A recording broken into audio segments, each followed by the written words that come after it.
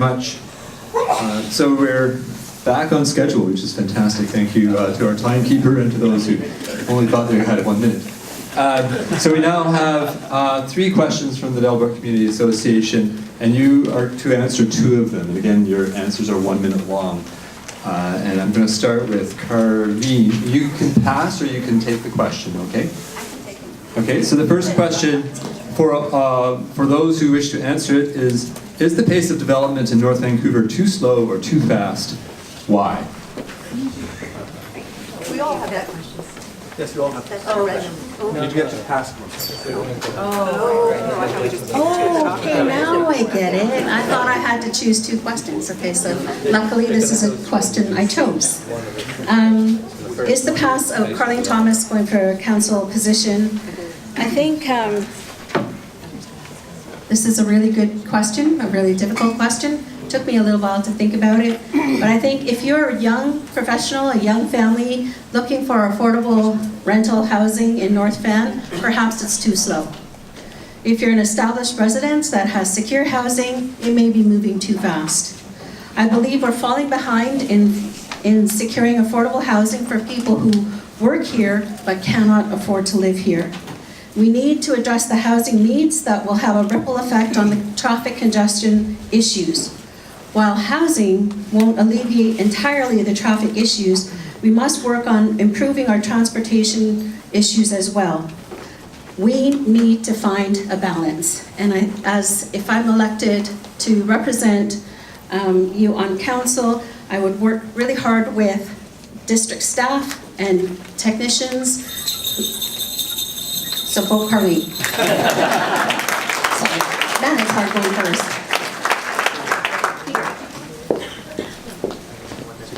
Thanks, Carleen. Once again, Peter Tevan. On the pace of development, I want to bring you guys up to date with what I've researched along the way. You've heard a lot of numbers come out of council chambers and in the news media in the last year. The basic facts are that we put a 20-year OCP in that had an estimate, not a goal, but an estimate, that 10,000 new residential units would be created by the year 2030. We currently sit about year 8 of that 20-year plan. The number that you've never heard is if you add the already built, the already approved, the before the current council for consideration, and then if you add already submitted to the district up for consideration by the next council, I verified the number with one of the managers in the planning department, and that number is 9,100 units minimum already. Too fast. Thank you.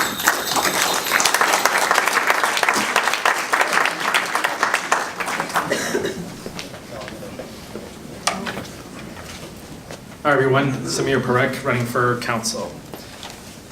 On the pace of development, I would like to continue to follow what our official community plan has laid out. The official community plan engaged over 5,000 residents, and it provides us, all of us, with a good roadmap for social, economic, and environmental well-being. When you're able to add development in the right areas, around transit hubs, around town centers, like I've said, this will help reduce traffic if you can make it for people that are gonna live and work in North Vancouver. People live where they work, they can spend less time commuting, they can add more to their neighborhoods, build better communities, have time to be active and spend time with their families. These are the things that we need. Take advantage of the trails we have and the forests that we have, and learn to swim and skate with their kids like I was able to do. So this is something I'm really passionate about, that if people can live where they work, they can spend so much more time instead of 2 hours on the bridge every day. Thank you.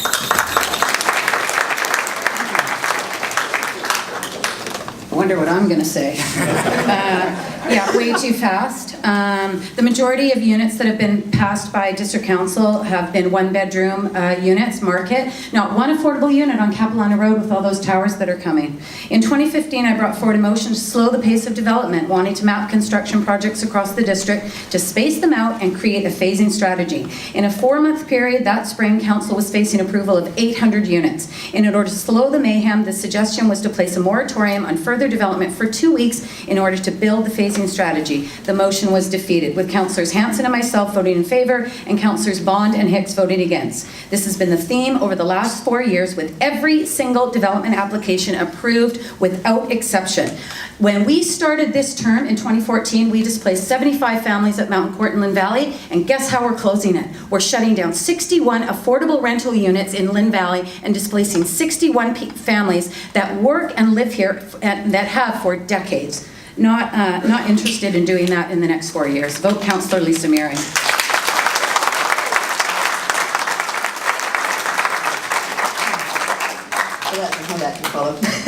So I'm Joanne Morton, running for council, and I'm thinking about the development place. We keep hearing about, X number of units are in the development process, and then we hear a smaller number is what's going to be complete by 2030. So I did a real quick, it wasn't quick, it took me almost a day to figure out how many units were already in place in Sealing.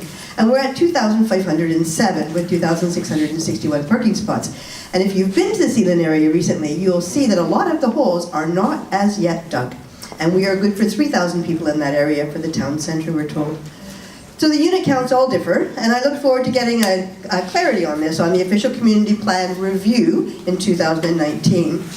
But I know I'm not alone in looking out the window of my house and my car and thinking, this is a bit more than I thought was going to happen, and it's just 7 years. What about the next 12 that we have to go?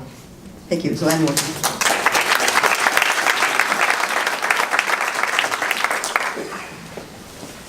Well, I guess I'm one of the bad 2 or 3 on this council.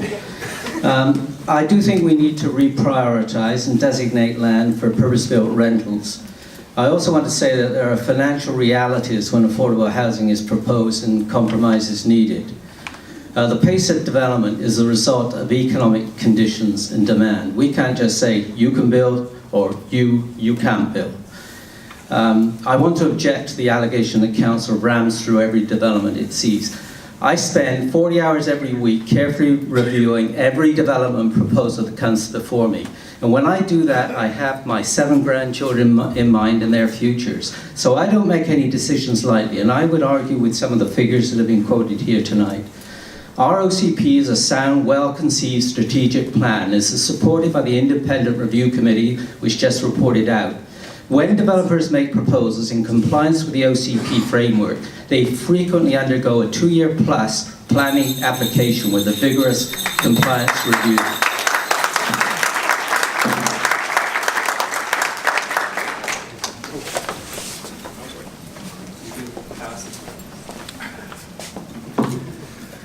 Yeah, too fast development, no doubt about it. Who are you?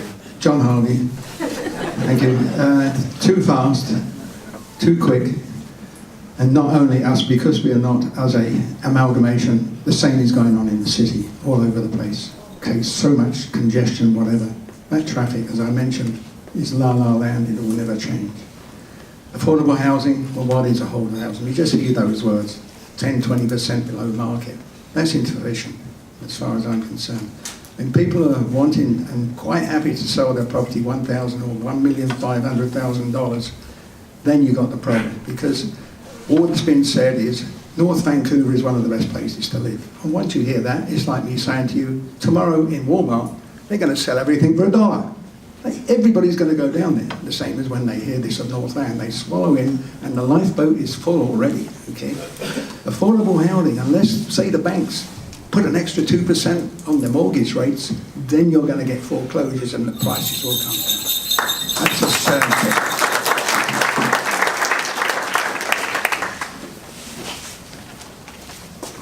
Hi, I'm Jim Hansen, and I stand with Councillor Lisa Murray in asserting that our pace of development has been too fast. And perhaps more to the point, I say we have the wrong mix of housing in our development. I take my numbers from the district website as of yesterday. Since 2011, when the official community plan was launched, we have built nearly 5,000 units of market ownership housing, much of it expensive. In the same tier, that's built or approved, pardon me, that we have built or approved nearly 5,000 units of market ownership housing. In the same period, we have built or approved 872 units of rental and only 308 units of affordable rental. I say we have our priorities wrong on housing. If I'm re-elected, I commit to vote to slow the pace of development and work with council to focus our development and housing on rental and affordable housing.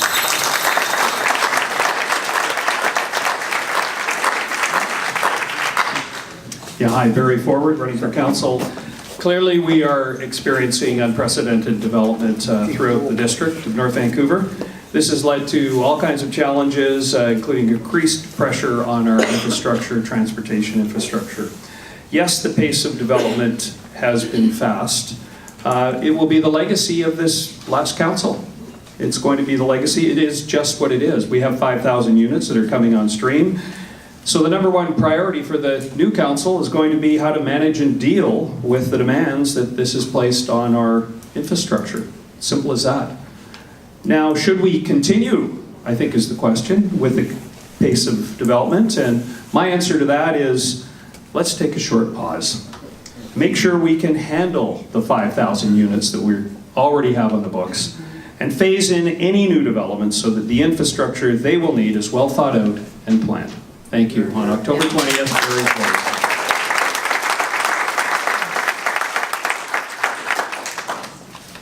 Hello again, Betty Forbes. I've been on the OCP committee, Implementation Monitoring Committee, for the last year. And the OCP book has been my bedside reading, much to my chagrin some evenings.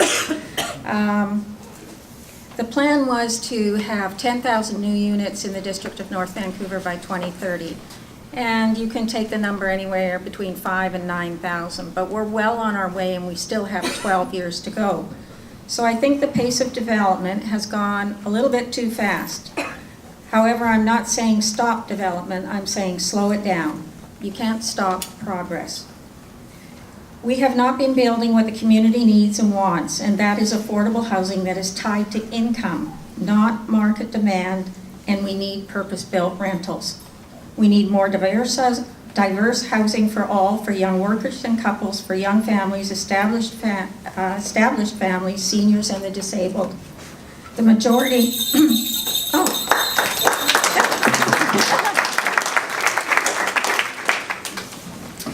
Hi, I'm Mark Elliott. I hope it's not too bad to start off by saying something unpolitical. Perhaps I needed to take back a little bit of what I said earlier. I may have been wrong. I didn't realize there was in-camera information that we didn't have, in the public knowledge, so obviously that changes some of that. Anyway, the pace of development. I've heard people talk about phasing in, and I too agree that in certain areas, like for example in the village and places like that, I think people get inundated by the amount of it that all goes on at one time. It just seems like people are saying things are a mess just because there's so much construction in one area at a single time. I think that we need to have some phasing in and trying to put development in areas and spread it out as we go so that people aren't in the middle of construction all the time. We missed an opportunity down at the Lorco development, I think, at the bottom of Capilano, because there's no purpose-built rentals whatsoever for affordable housing, and we definitely need to create more of the affordable housing of people that need it. Thank you.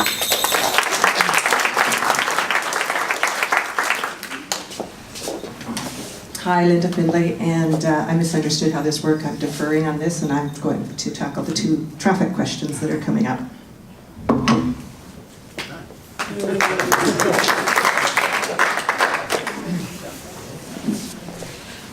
Hi, I'm Phil DeBagnier. I believe we're moving too fast. I believe that people must always come before profit. Developers are understandably anxious to get projects approved and built as fast as possible, as they know there's no promise what tomorrow's market might look like. In order to address this, I believe the district needs to implement a reevaluation of how projects are approved when development is proposed. We need to prioritize purpose-built rental and truly affordable housing, re-engage with the community, and give back to the OCP mandate that is being co-opted by developers. Thank you.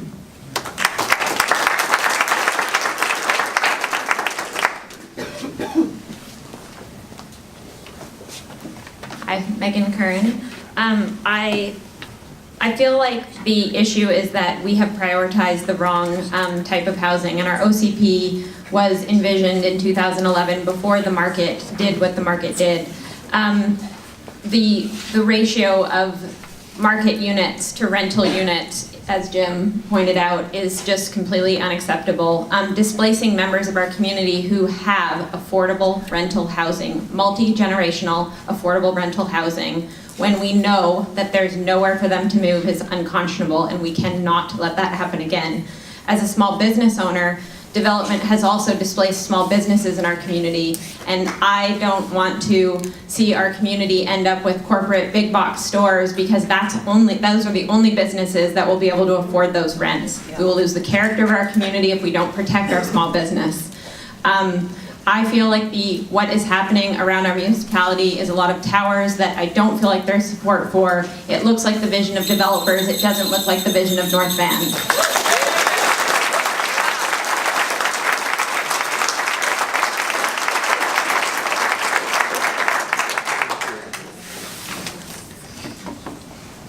How many people in the crowd are under the age of 40?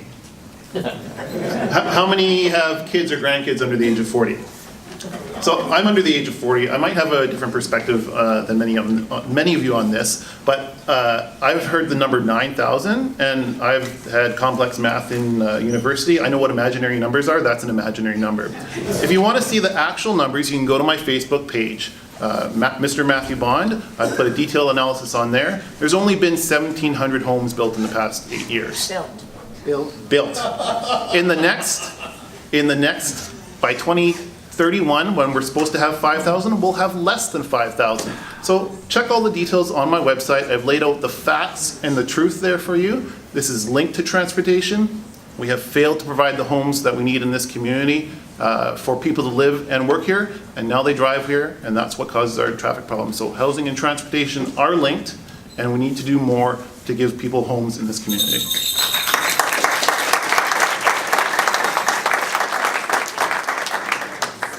You're not going to forget me. Mitchell Baker for council. I feel that many of us have never seen the pace of the construction that we're seeing right now. Most of these houses, this entire neighborhood, this entire region was built in the 60s and 70s. It was torn down trees and building single-family residences, and a lot of the small stuff that we're seeing as rental properties right now was all built during the same time. Right now we're in the midst of replacing it, and it's all happening right at the feet of the streets that we live on. So we're seeing it firsthand. Do I think it's going too quickly? I certainly feel like that. But at the end of the day, I recognize that there is a necessity for it. We have to build something, and unfortunately, we're hemmed in. We need to build it where we can see it. That's the only place left. We're tearing down some of the stuff. We're tearing down 10 houses, and we're putting up enough product that we can move more people into the neighborhood. Is it agreeable every day? No. Does it look ideal? Some days when you drive down, you're like, that's all we're living in is construction. I think we need to bring our developers together with us.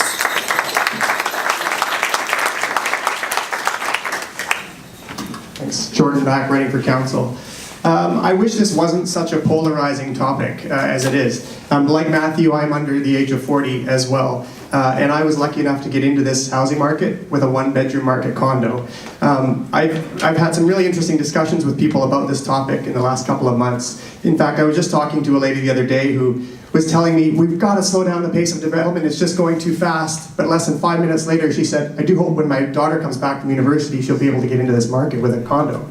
So I think we need to take a pause, but I think that pause should be to look at our housing strategy, and that's part of a review of the OCP. We talked about the OCP Monitoring Committee. They've got a great report, which I think could be a good starting place for that, because we need to look at the type of housing that we're building, but I do caution us in taking the view that we need to slow down the pace of growth. Thank you.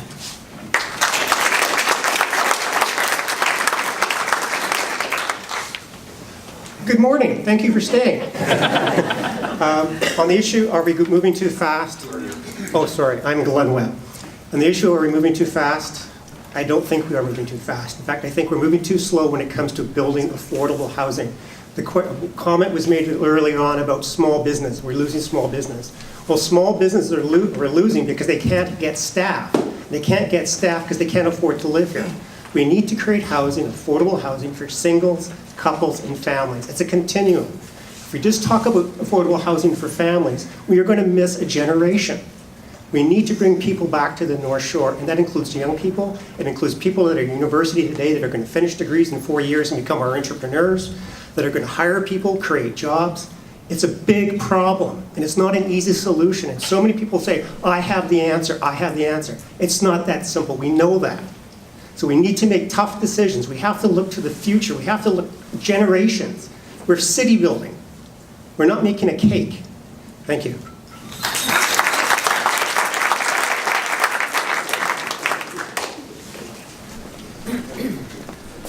Well, good evening, ladies and gentlemen. My name is Mike Little. I'm not going to challenge Mr. Bond's education. He's a very highly educated guy.